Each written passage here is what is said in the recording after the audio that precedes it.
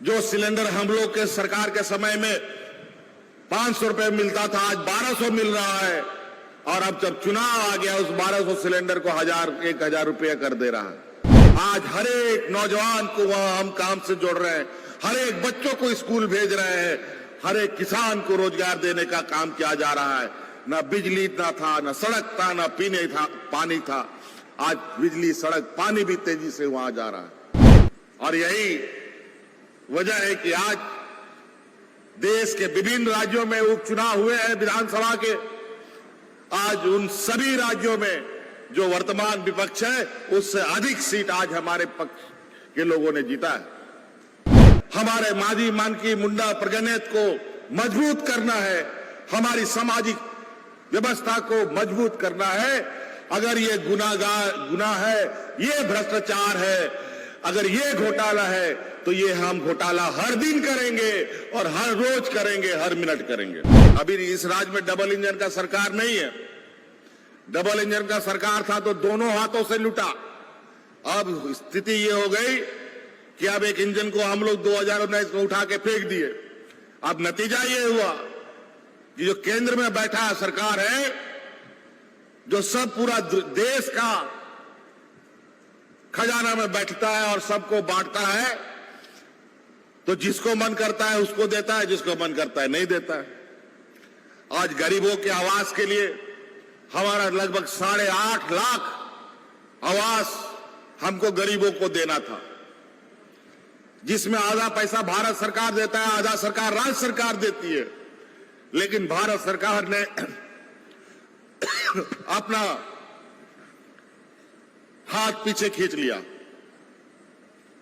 उसने 8.5 लाख आवास की स्वीकृति नहीं दी। लेकिन आपको चिंता करने की बात नहीं, उसमें उसको प्रधानमंत्री आवास बोलते हैं, जिसको आप लोग को मिलता था। लेकिन सरकार ने यह संकल्प लिया है, हर बेघर को घर देंगे। अब हम राज्य अपने मदों से अबुआ आवास बना करके गरीबों को आवास देने का काम करेंगे।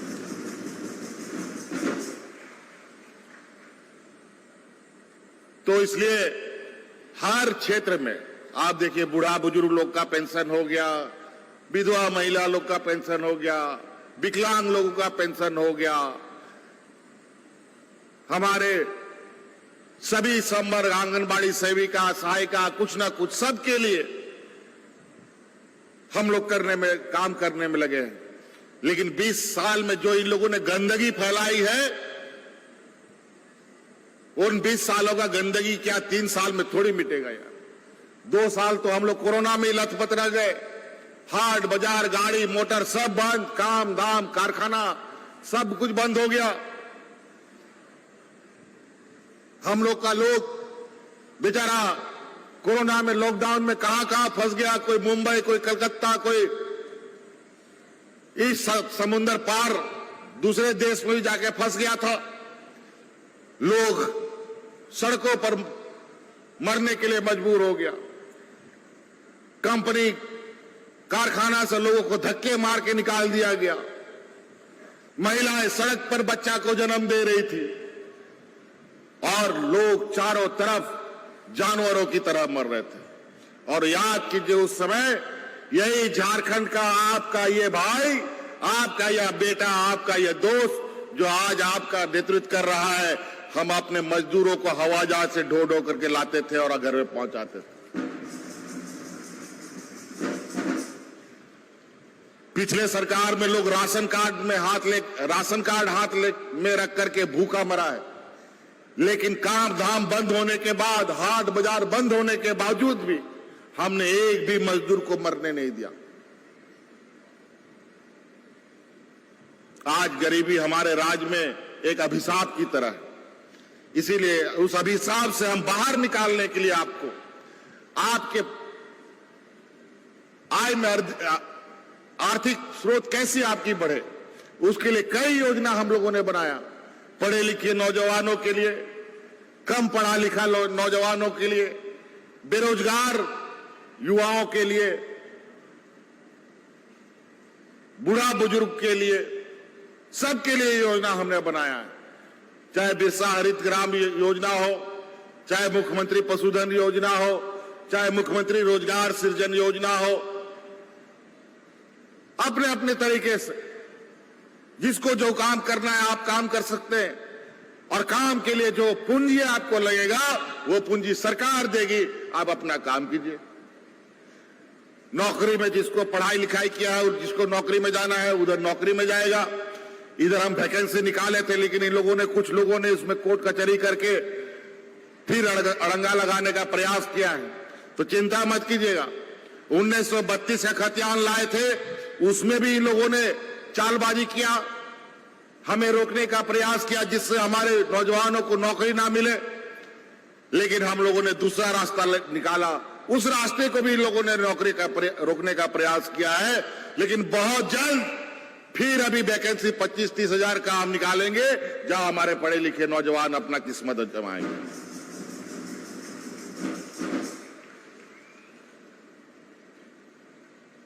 बेचारे 20 साल तक मखमल का खाट में सोया था ना, अब ये लोग पत्थर का ये में चल गया, इसीलिए लोगों को इतना तकलीफ होता है।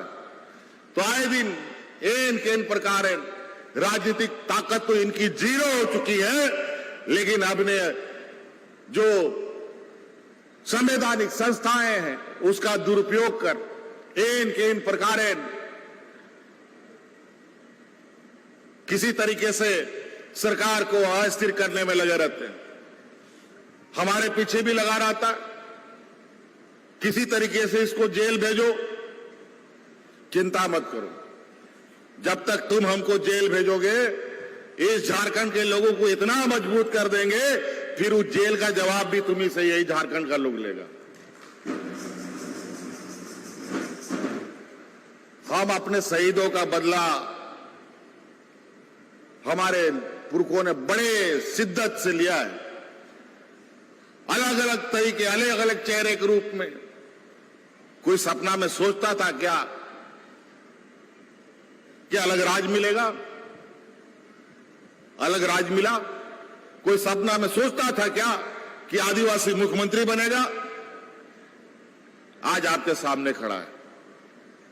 हमारे विरोधी लोग पिछला 20 साल में 2 आदिवासी को मुख्यमंत्री बनाया था, लेकिन उन दोनों मुख्यमंत्री को 5 साल पूरा नहीं करने दिया,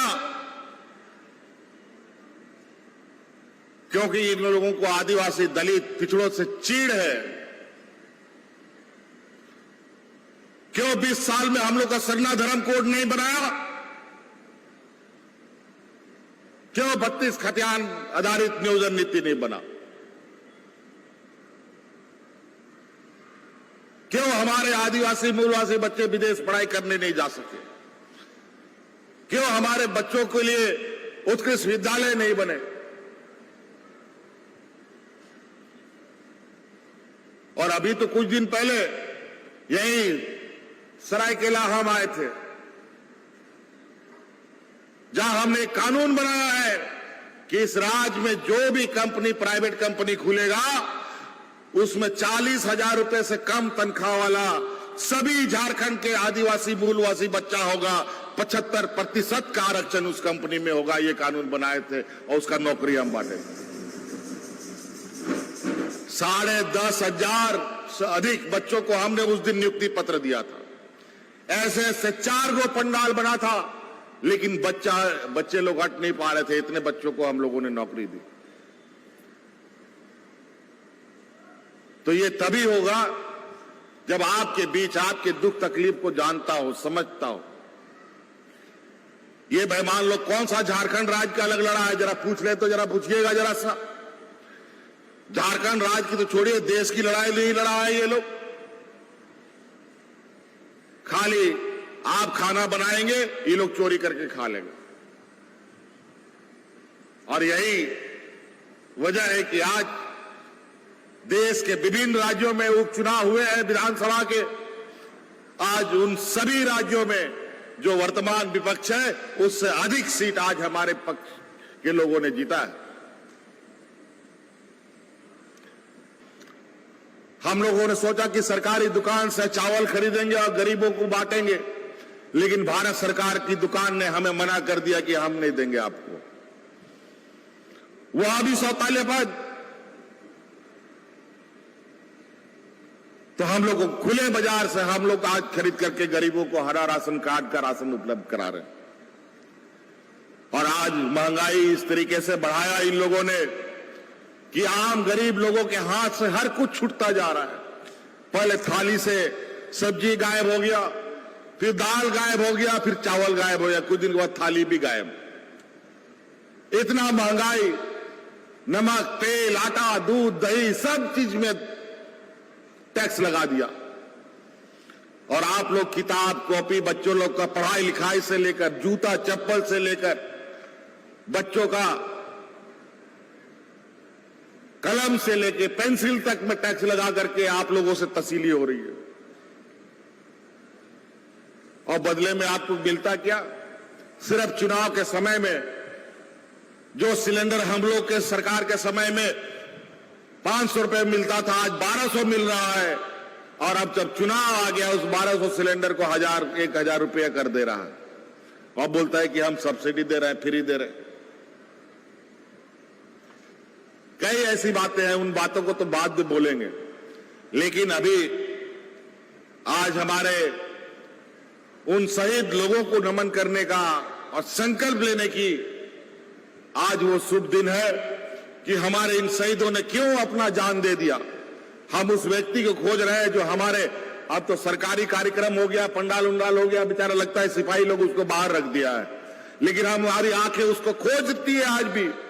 क्या नाम है बेचारा, हर बार तीर धनुष लेके हमारे पंडाल में रहता था, जिसको गोली चेहरे में लगा। तो आज कोई बात नहीं, ये बैरियों से हमारी पांव रुकेंगे नहीं और ना कलम रुकेगा ना हाथ रुकेगा। हमने हर काम, ये लोग आजकल भ्रष्टाचार सरकार बोल रही है, हमने भ्रष्टाचार किया है, हमने राज को लूट लिया है,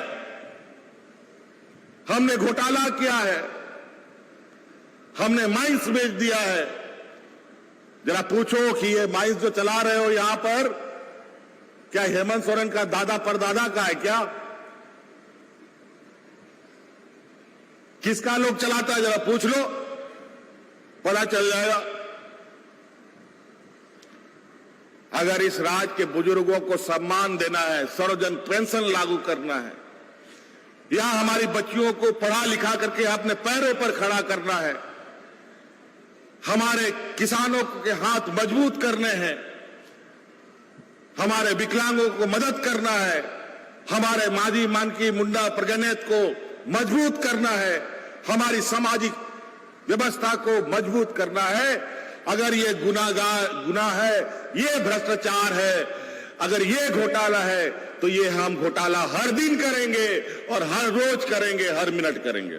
बहुत सारे लोग आप लोगों के बीच में आएंगे जाएंगे, बहुत बड़ा बड़ा मीठा मीठा बोलेगा, लेकिन आज आपके आंख के आंसू पोंछने वाला कौन है? आपके आंसू पोंछने वाले लोग आज आपके साथ, आपके सामने खड़े हैं। नहीं तो कोई गांव में शुद्धि लेने वाला नहीं था। आज बूढ़ा पहाड़ जैसा जगह जहां 40 साल तक कोई शहर से आदमी नहीं गया था, वहां हम आज पहुंच करके आए हैं। और 40 साल तक वहां का आदमी लोग शहर नहीं देखा था, और आज जाकर के देखे वहां पर विकास की कितनी लंबी लकीर हमने खींची है। आज हर एक नौजवान को वहां हम काम से जोड़ रहे हैं, हर एक बच्चों को स्कूल भेज रहे हैं, हर एक किसान को रोजगार देने का काम किया जा रहा है। ना बिजली ना था, ना सड़क था, ना पीने था पानी था। आज बिजली, सड़क, पानी भी तेजी से वहां जा रहा है। लेकिन आज एक बार में हमारे पास जादुई छड़ी नहीं है। हम लोग जो कहते हैं वो करते हैं। इसीलिए हम लोग आज आपके बीच में सर उठाकर और देश के सामने सर उठा करके चलते हैं। आज मात्र एक आदिवासी मुख्यमंत्री इस देश के अंदर, वो पहाड़ी क्षेत्र जो हमारा हिमाचल उत्तराखंड है, उस सबको 6 शेड्यूल वाला छोड़कर 5th शेड्यूल में पहला हम ही एक लौता है, इनको आंख में हम नहीं जच रहे हैं, इनके इन प्रकार है। आज 20 साल में कभी आदिवासी दिवस नहीं मना और हम लोग की सरकार आदिवासी दिवस मनाती है। हम लोग को तो आदिवासी ये लोग समझता भी नहीं है। इसी वजह से तो आदिवासी दिवस पर कभी भी आप नहीं सुनेंगे कि ये लोग आदिवासियों को शुभकामनाएं देता है।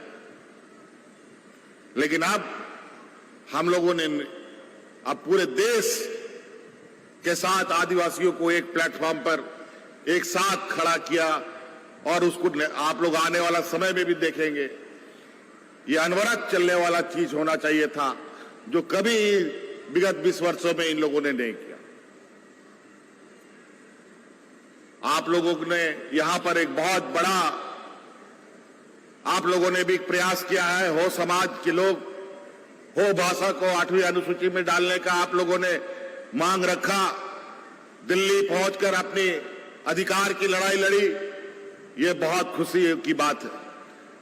अब आदिवासी समाज को अपनी पहचान को बचाने के लिए फिर से एक लड़ाई लड़ना पड़ेगा। हम लोगों का जनगणना में आदिवासियों का हम लोग का कॉलम हटा दिया गया है। अब आदिवासी का कॉलम बनाने के लिए भी अब झारखंड में भी जुटना पड़ेगा और दिल्ली में भी जाके जुटान करना पड़ेगा और अपना मांग रखना पड़ेगा।